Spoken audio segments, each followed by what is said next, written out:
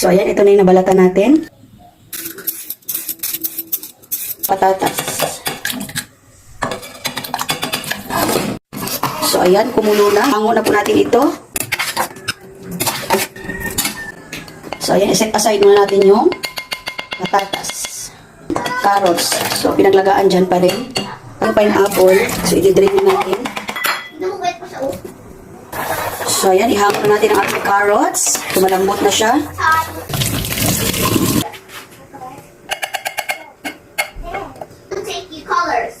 Patatas na nilaga. Tapos yung carrots. Maglagay naman tayo guys ng sibuyas, pineapple. At ilagay ang mayonnaise.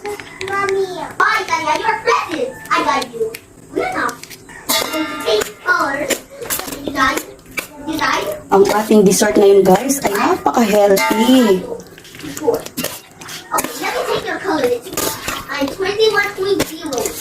Then ilagay na natin guys ang parsley. Ako yung brown, ikaw orange. Sobrang healthy na merienda ito guys.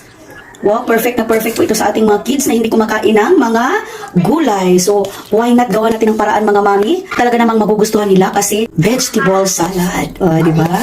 So, ayan guys, dito po natin ilalagay ang ating potato salad with pineapple. Ayan, meron po siyang lettuce. So, ita-transfer lang po natin siya dito. Wow!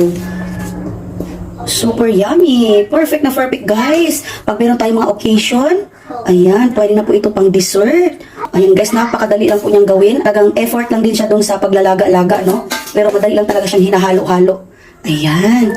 Ganito lang po kasimple at kadali gumawa ng potato salad with pineapple tidbits. Kailangan, guys, tidbits ang gagamitin nyo kasi kapag yung chunky ang gagamitin nyo, guys, malalaki po yun. So, ang tidbits is the best. Ilagay muna natin dito para medyo lumamig siya. Wow! Sobrang sarap. Panghimagas, guys. Okay, dyan ka lang muna and see you later. Bye!